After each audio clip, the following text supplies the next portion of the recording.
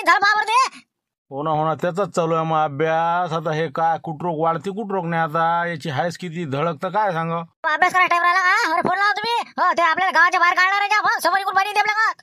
ना मंदात गाव आहे आपलं, तिकून धरणाचं इकून लवणाचं आणि तिकून नदीचं, म्हणजे चारी इकून पाणी आहे ना आपल्या गावाले. सटकाले मार्गच नाही आपल्याले काही ना काही. आता फोनच करतो मी तहसीलदार साहेबाले. लय वाढून राहिलं म्हणतो बाप्पा काय कंडिशन. तर थांबा 1 मिनिट. हॅलो, हा तहसीलदार साहेब बोलतो. हा बोला बोला. Hello hello hello. हा नमस्कार नमस्कार. हा बोला बोला. हॅलो साहेब, म्हणलं मी रामपूरचे सरपंच बोलतो. जरासं आमच्या गावाकडे लक्ष केंद्रित करा म्हणलं जरा. हो गावातनी नद्या झाल्या, शेतात तलाव झाले, चारी बाजूनं पुरं गाव घेरलं आमचं. नदीत पाणी मावून नाही राहिलं, गावात घुसून राहिलं पाणी आता. लवकरात काहीतरी करा तुम्ही. हो संपर्क तुटण्याचा मार्ग आहे आमचा आता. कुठूनच जायला मार्ग नाही, चारी बाजूनं घेरेला आम्ही. हो सगळी गावातली लोकवस्ती अंदर आहे. आता काय करावं काय नाही. हे जर का अंदर घुसलं झालं आमचं रामनाम सत्यच दिसते मला.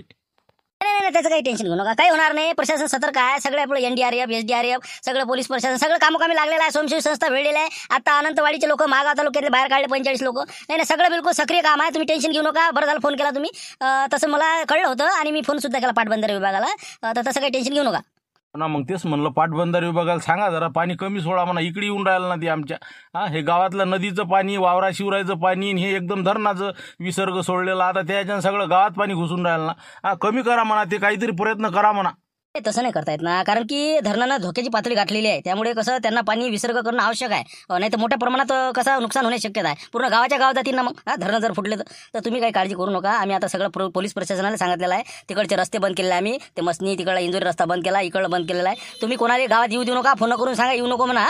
त्याचबरोबर सगळी व्यवस्था ढोरं हे ते सुरक्षित ठिकाणी आत्ताच व्यवस्था लावा द्यायची, बांधून ठेवू नका द्यायले.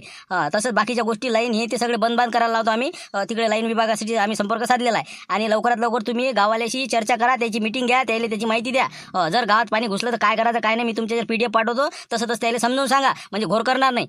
लई जाते वाटते आता नाही का? लई नेरच नाही आता बहुतेक. मला वाटतं मोबाईल चार्ज करणार फटका जाणार बाबा. हो कठीण काम आहे.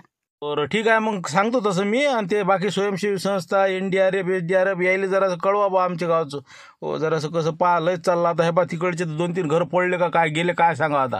काय दिसून राहिली परिस्थिती गंभीर आहे. ठीक आहे सांगतो मी तसं. सगळ्याला एकत्रित करतो, त्याला माहिती देऊन देतो. सटकन पटकन. तुम्ही जराशी कामाला लागा. आम्हाला माहिती आहे घास खाणं नाही, पाणी नाही पिणं होऊन राहिला. तुम्ही टेन्शन नका घेऊ, आम्ही कामोकामी तुम्ही सतर्क करा. सगळ्याला बिलकुल घाबरू नका म्हणा, टेन्शन घ्यायचं नाही म्हणा. जा तुम्ही सांगा लवकर. चला ते लोकांना सांगा लागते पाण्याचीच पातळी